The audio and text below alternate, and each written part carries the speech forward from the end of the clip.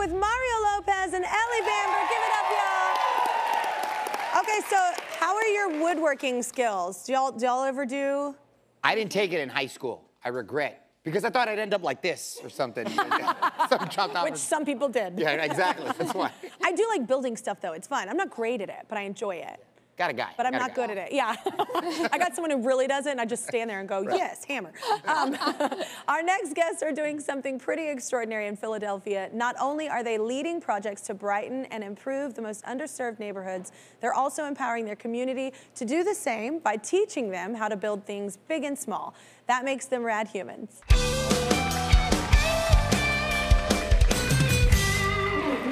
From Tiny WPA, let's welcome Alex and Renee, y'all. So meet Ellie, meet Mario. Hey. Hi. Hey, guys. They don't do woodworking, we've discovered. So Alex, can you explain more about what Tiny WPA is? Sure. Tiny WPA was inspired by Franklin Delano Roosevelt's Works Progress Administration, which he created during the 1930s to put hundreds of thousands of people back to work, building the civic infrastructure that we very much value today, ranging from bridges and airports to post offices to national parks. We actually found, though, that even really small things like park benches, picnic tables, shade structures, playgrounds, etc., can have just as powerful an impact in neighborhoods that we work in, particularly when they are designed and built with residents. Because they're a part of it. Because they're a part of it, absolutely. This is particularly important in Philadelphia because Philadelphia is the largest poor city in the United States, and almost every community that we work in is a neighborhood that has been historically disinvested in and marginalized. Those residents, every single one of them, just like you love to build, they love to build too, and they want and should have a hand in the designing and creation of their neighborhoods. That's the coolest part. I love it. Feel free to clap, yeah. That's the coolest part is, I think also when you invest in it yourself with your hands, your time and everything, you take care of it more, you respect it more, you 100%. You are excited about it, you know, and it's something that you helped be a part of. So a big part of this is empowering the citizens to be a part of this change, right? We are overwhelmed with sort of the demand from residents to learn how to build and to want to keep building after many of these projects are done. Yeah. So to respond to that need, we created a thing called the Building Hero Training Program. It happens 2 times a year.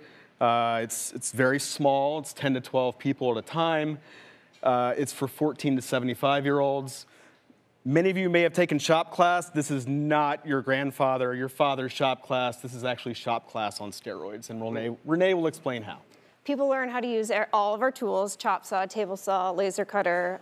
It's like, as Alex said, it's multi-generational. Yeah. So we have young and old working together. They learn to collaboratively work, trust each other. Yeah, it's like an alternative university. Absolutely. Okay, so Renee, you say from the start the building heroes are put to the test, right? You like to challenge them. Yes. So the first thing we ask them to do is called build the tallest thing and climb up it. So we move all the participants out to the sidewalk. We give them a pile of wood, a bucket of screws, and some drills. We break them into teams. We give them 20 minutes, and they have to literally build the tallest thing and climb up it. Oh my God, do you know what the tallest thing has been? Do y'all know? 2 to 3 stories. Okay, are you insane? Wow. That was not a rookie building that. No, actually the rookies do way better.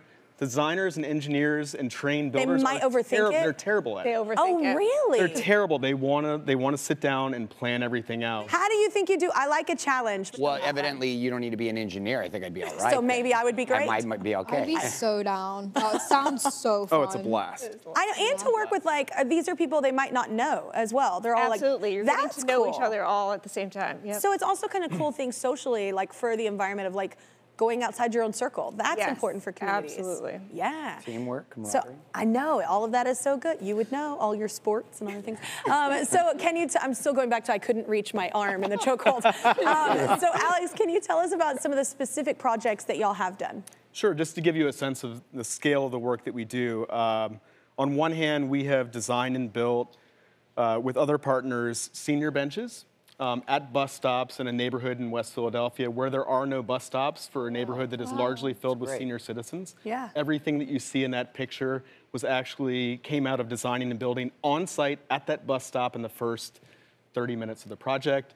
This year pioneered with a number of different organizations in the city, 2 nature-based play spaces where trees that were dying or dead on site were turned into that playground. Yeah.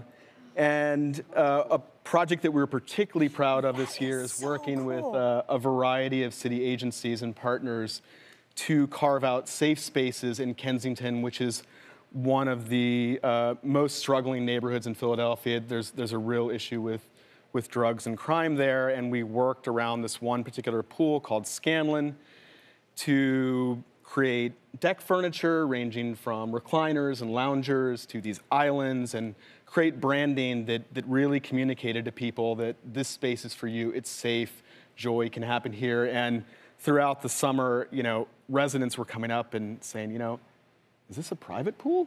Oh. And we had to continually, the staff had to be sort of trained to convince them that no, this is for you, this is what a public pool should be. Yeah, that's so cool. So Renee, you say this has been especially transformative for your youngest building heroes, right? Absolutely. So not only are they gaining new skills and experiences, but they also are giving them opportunities for new career paths. Absolutely, skill sets, yeah. Some of them are going into the trades, and others have gone on to college with full scholarships studying design, architecture, and engineering. Wow. Yeah, pretty awesome. So cool. So we have 2 young building heroes from Tiny WPA in the audience right now. So everybody say hello to Kamaya and Sky. Hi.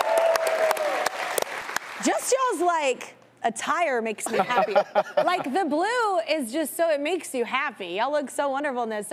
So Kamaya, you say that being a part of Tiny WPA sent you on a totally different course in your life. How so? Originally, I didn't even want to go to college, but I started with the program when I was 14 years old, and then when I came back at 16, I was asked to teach a program, and they helped me get into Drexel University, where I go for product design now.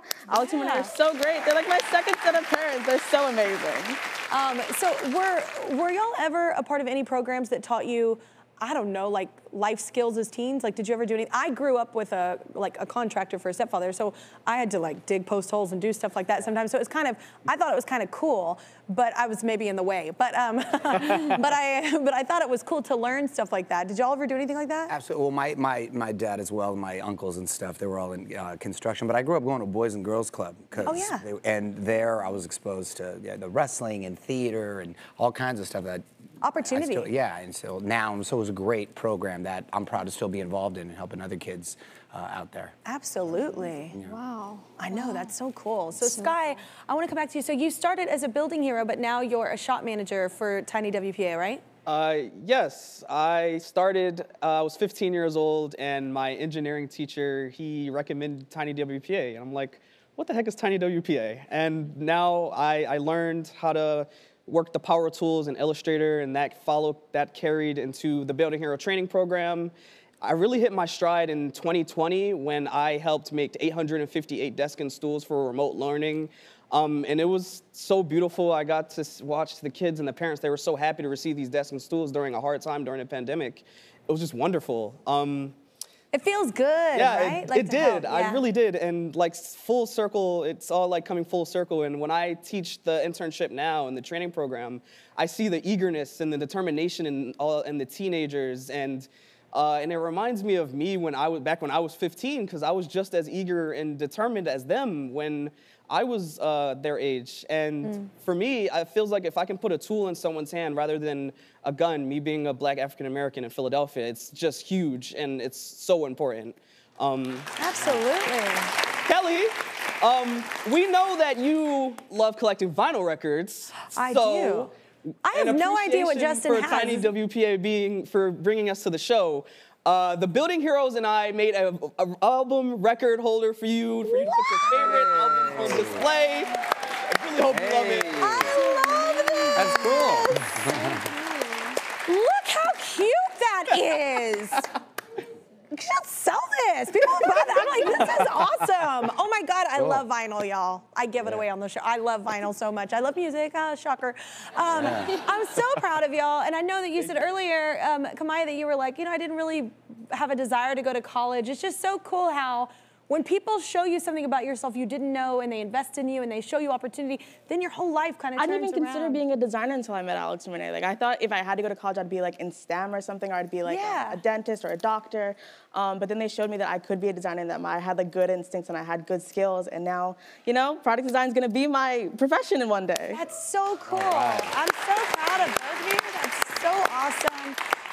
We have something as well that we want to give. We reached out to our friends at Cobalt Tools who love the work that you're doing at Tiny WPA and want to help. So they're donating $10,000 in product. That's awesome. Thank you. No, it's incredible the impact that you're making on your community, but also right now on so many other communities that are listening and maybe wanting to implement this in their communities. It's so cool, and you're like the angels in the communities actually making it happen and changing things. So thank you. Thank you. Thank you for doing that.